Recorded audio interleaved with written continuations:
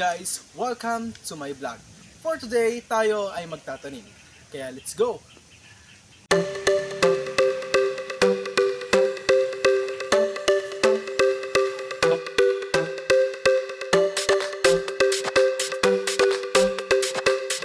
Bago ako magsimula, alam nyo ba na na-discover ang pagtatanim noong 6000 BC? Ang panahon kung kailan na-discover ang pagtatanim o agrikultura ay noong panahong Neolitiko. Sa panahong ito, natuto ng magtanim ang mga tao para sa kanilang pagkain. Kung noon ay naghahanap lang sila ng pagkain kung saan-saan, ngayon ay kaya na nilang magpatubo ng mga halaman na magiging pagkain nila. Pero ano nga ba ang Neolitiko? Ayon sa Wikipedia, ang Neolitiko ay kilala rin bilang bagong panahong bato. Ay ang pagwakas sa paghahati ng panahon ng bato. Nagsimula ng 12,000 taon na nakakalipas nang lumitaw ang mga unang pagpapaunlad ng pagsasaka malapit sa silangan at kalaunan sa iba pang mga bahagi ng mundo. Ngayon ay nandito na tayo sa lugar na kung saan ating pagtataniman nito. Kaya simulan na po natin.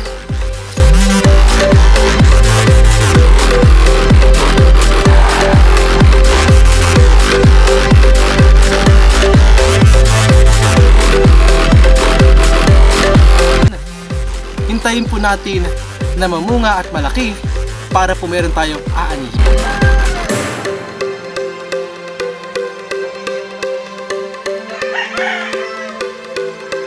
Laging tandaan, kapag may tinanim, may aanihin.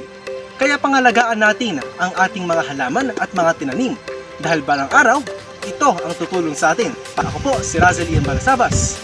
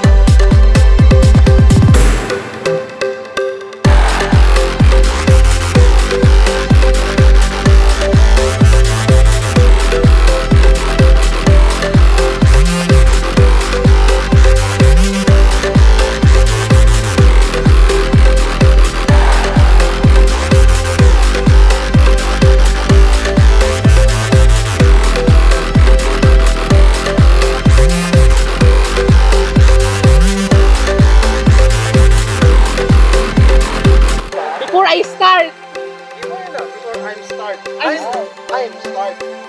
Pagbali ang grammar nun. Behind the scene. Ano ba? Before Before start. Start.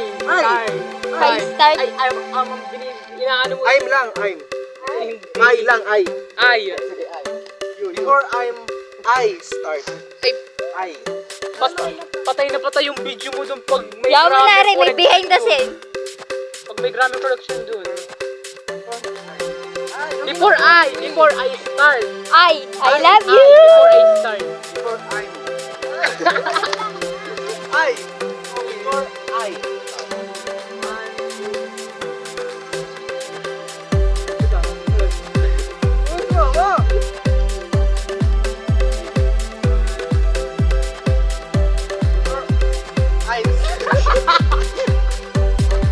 Tagalog na nga lang.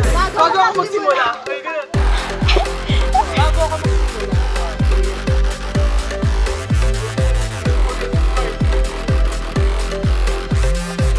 Ay, are, ang behind the scene.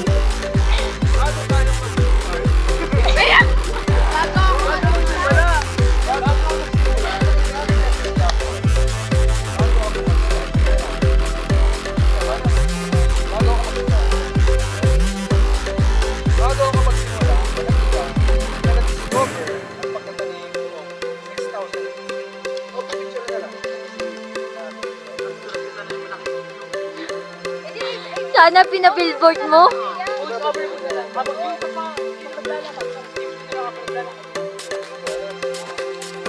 Yan, send ko ito sa'yo, Russell.